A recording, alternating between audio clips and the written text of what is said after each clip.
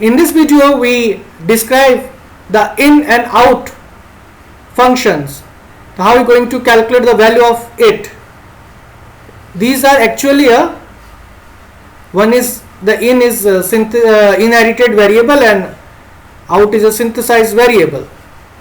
So already what we completed, the kill and gen variable and the introduction part of a global data flow analysis. We again need the same data flow equation because already performed gen and kill, but remaining is in and out part.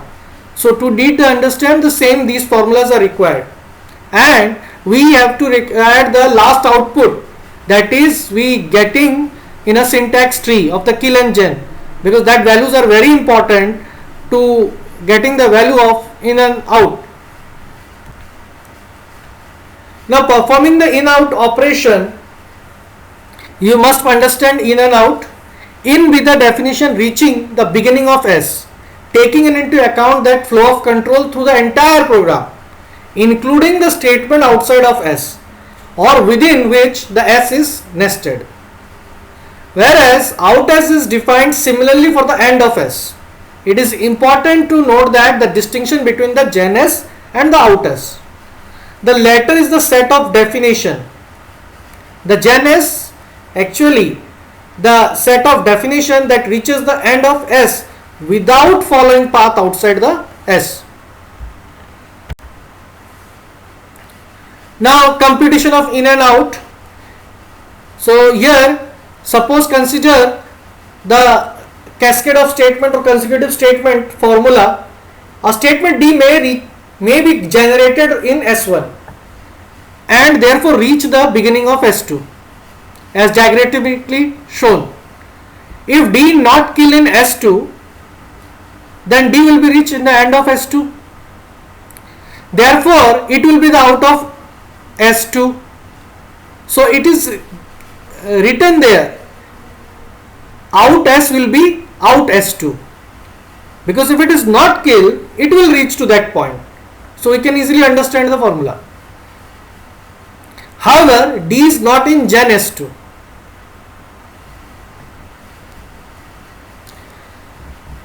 Now further, we can say that the initially for the entire program,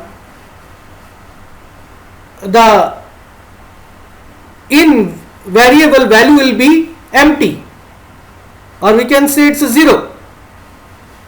No definition reached in the beginning of that program. For each of these 4 types of statement in data flow equation, may assume that in S is known. Use it to compute in for each of the sub statement of S, and then recursively compute all other values or set of out in S1. Now this is the existing output that we have just get in our last video, where we perform the gen and kill function equations that help us to generate this value, and through analysis we understand how the data flows. So now we are going to perform the in out value calculation. So initialize with the value of in will all the 0, that means an empty, as I told you. Next, as it is in is, you know, it is an inherited attribute, it moves towards the bottom, and out is a synthesized attribute, it's try to absorb it as it is a synthesized attribute. So next node is covered under the consecutive statement. So flow the data flow equation related to in and out. What we get? The equation in S1 equals to in S. So in S1, if I consider the statement, it consider in S, that means in value will be 0. In the same way, if I proceed to the next level, next lower level, the same consecutive formula, we got the value of in will be 0 here, and say again we process to the next level, we got the in value will be all 0. Now we perform the calculation that is related to the single statement. Why single statement? Because we are at the leaf node. Here the reaching definition considers single statement. So formula will be this: out s equals to gen s. Gen s value is available, union with in s minus kill s. So it helps us to generate the out s value.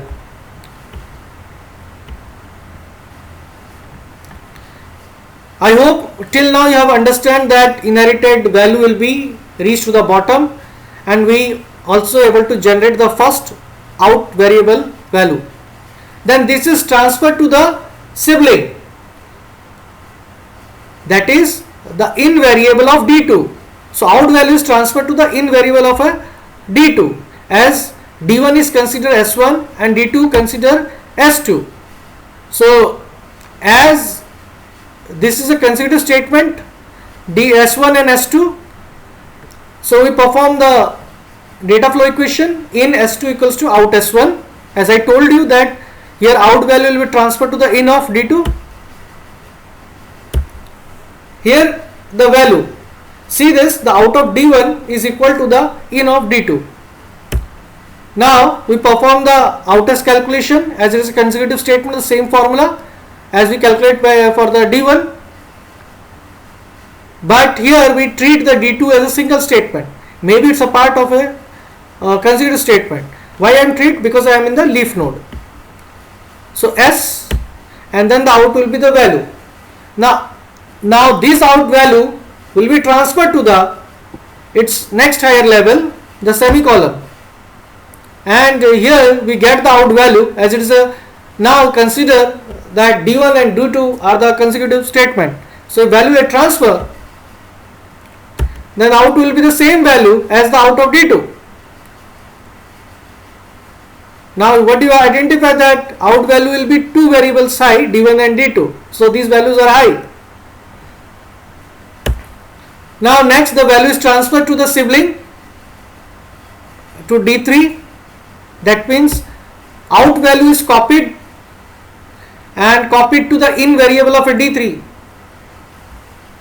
Then it's also perform the out value operation.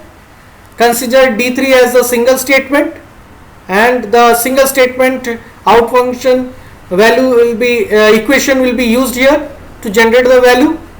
Then it transfer the value to the next higher level, as I consider the consecutive statement operation. So it generate the out s value. So here we identify the out s. Now this out s value is transferred to the do side. Why?